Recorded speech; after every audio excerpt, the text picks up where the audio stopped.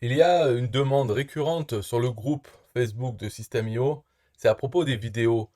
Vidéos qu'on peut héberger sur System.io, ou bien on peut les héberger sur YouTube ou Vimeo et les intégrer dans System.io. Donc les gens demandent, souvent ils veulent pas payer pour Vimeo. Et ils veulent pas utiliser YouTube parce que YouTube affiche d'autres vidéos, d'autres personnes ou autres. En fait, ils aiment pas, ça fait pas professionnel. Donc l'idéal, ils préféreraient l'avoir sur System.io parce que là, il n'y a pas de suggestion d'autres vidéos et ce n'est pas payant. C'est compris dans le prix de System.io. Ou bien ils voudraient Vimeo parce que comme ça, ils contrôlent. Il n'y a pas d'autres vidéos proposées. Voilà. Donc, mais par contre, ils demandent c'est quoi l'avantage et tout ça. Et le principal avantage de Vimeo ou YouTube, hein, parce que si on enlève l'histoire du paiement ou l'histoire de YouTube, ça ne peut pas professionnel, le mieux, c'est toujours d'utiliser YouTube ou Vimeo. Pourquoi? Parce que c'est là que j'ai écrit, en fait, quand on met sur YouTube Vimeo, eux, ces services, ils transforment la vidéo qu'on envoie, ils la transforment en plusieurs vidéos. Une vidéo assez nulle, visuellement, très compressée.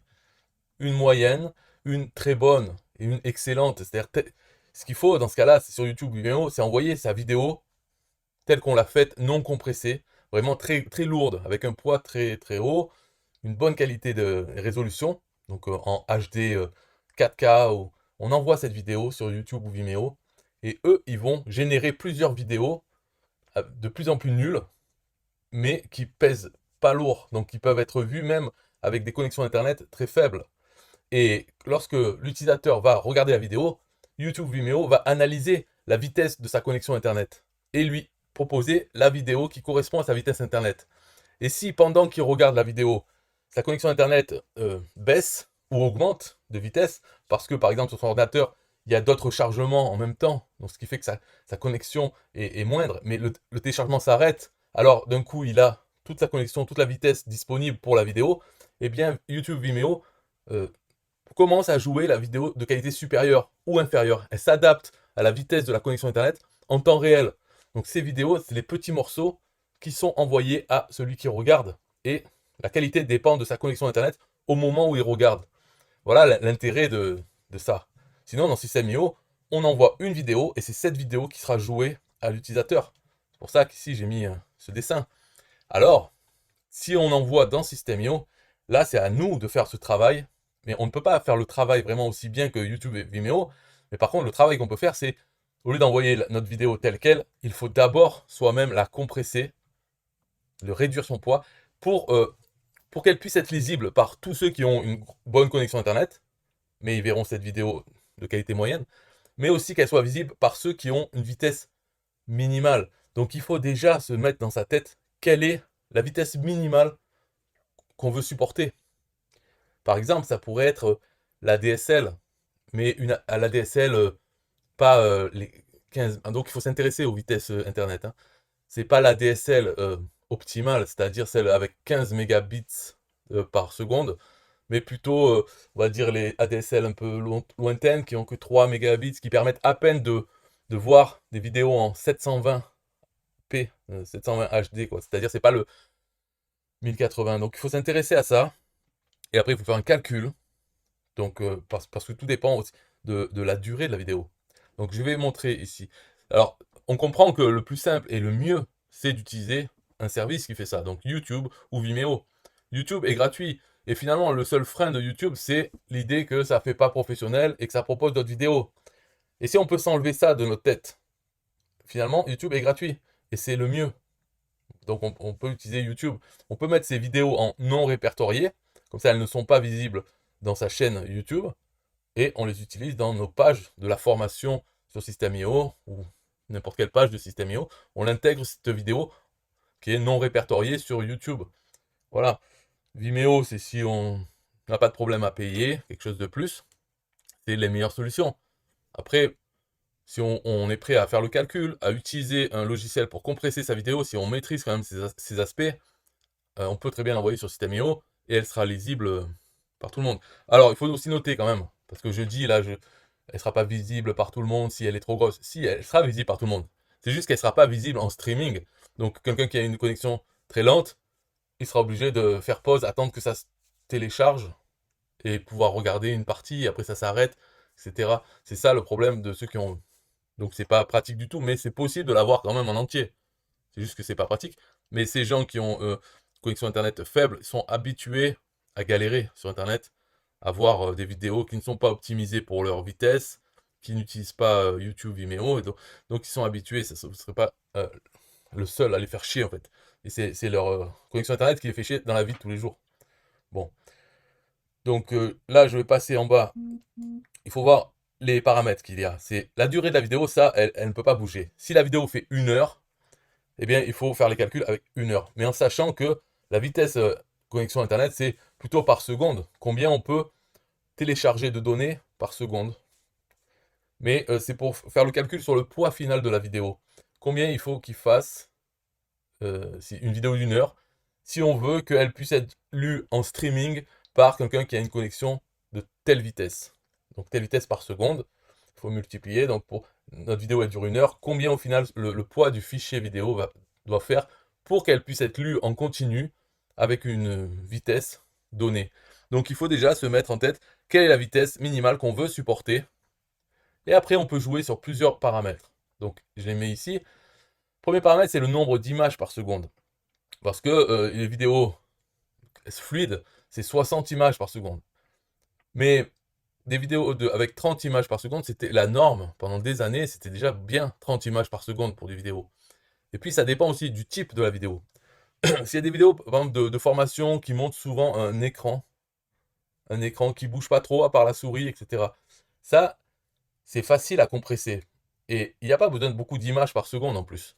Parce que le fait que le curseur de la souris bouge, s'il est saccadé, enfin, si pour aller d'un point A à un point B, il prend 10 images, ou qu'il en prenne 600, enfin, que ça soit fluide, ça change rien à la formation.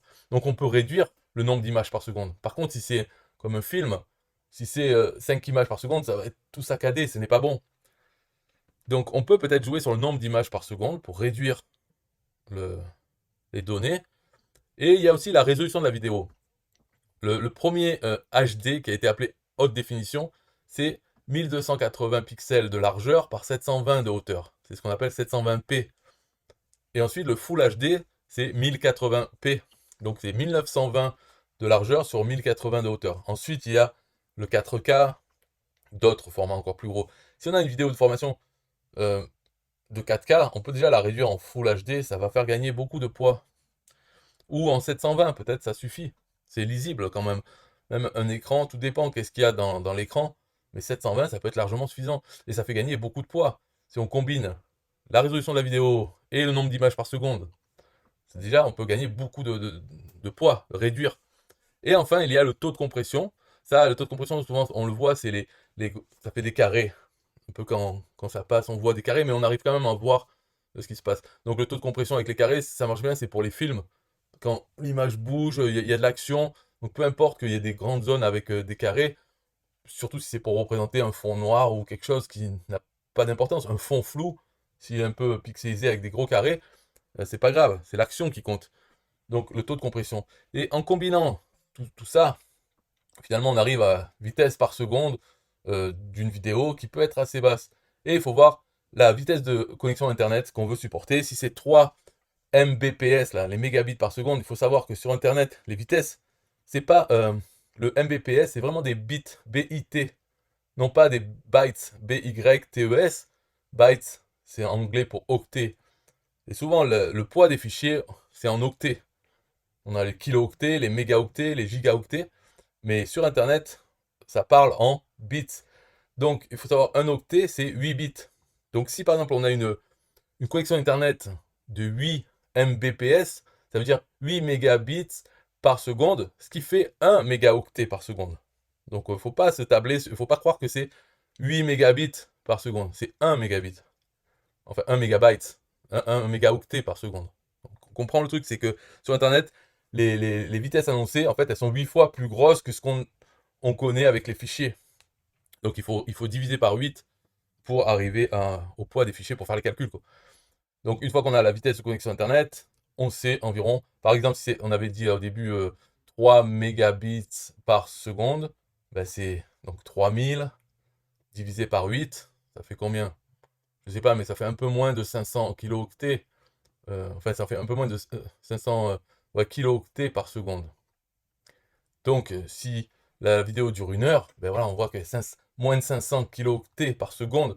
Donc, il faut multiplier par 60 pour arriver à la minute et 60 encore pour arriver à l'heure. Donc, ça serait 500 kilooctets multiplié par 60, multiplié par 60. Ça nous donne un chiffre en mégaoctets. Je sais pas combien, voilà, il faudrait faire le calcul. Mais c'est ça que le fichier vidéo ne doit pas dépasser.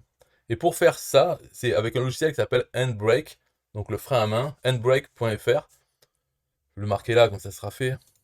Donc handbrake.fr.